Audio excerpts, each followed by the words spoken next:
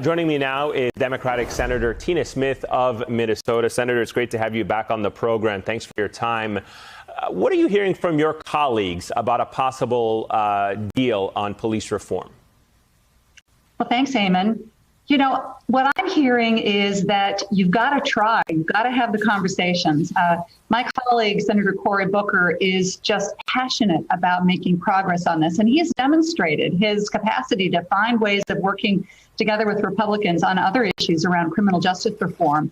So that gives me a lot of optimism. Senator Booker and then Senator Harris were the leads on the George Floyd Justice and Policing Act last year. I was really proud to be a sponsor of that legislation early on and to do everything I could to get it passed, but it went nowhere in the Senate. The fact that now Cory and Senator Scott are having ongoing conversations also at the House, I think is a really good sign.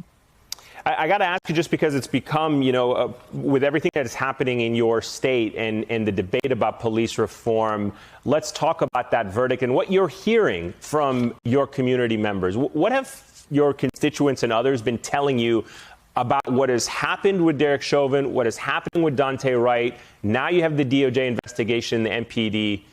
What's going on?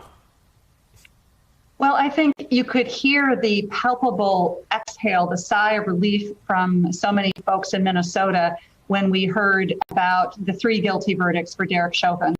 And also, almost immediately, as people were thinking about that victory, an important victory, an important piece of justice, that it was only a piece of what we really need to see happen here. The immediate flipping and talking, moving towards what do we do next? How do we make sure that this doesn't happen? I mean, just as you happen again, just as you showed a moment ago, we are now turning to the tragedy of the funeral of Daunte Wright. I'll be back in Minnesota tomorrow for that. So there is a real sense of justice done in this one particular case, accountability in this one particular case, but then how do we go forward to address these systemic challenges? And that, I think, is the really important work ahead of us. And it is going to be hard work, and it is going to take time, and we have to commit ourselves to it. Do you support the DOJ investigation that was launched into the MPD today, policies and practices?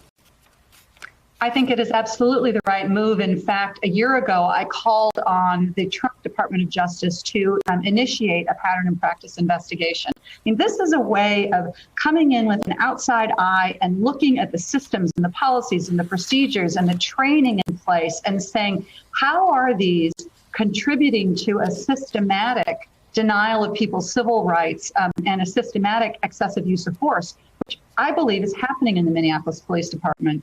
So I think it's very much a good thing, and I'm glad to see the chief of police welcome this investigation. There has been other work happening at the state level that should all work together in concert to try to get this done. You know what Minneapolis Police Department needs is they need tools to make systemic change, and this can be one of the tools that they have.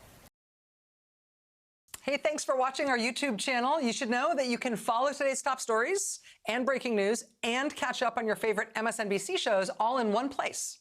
Download the NBC News app today.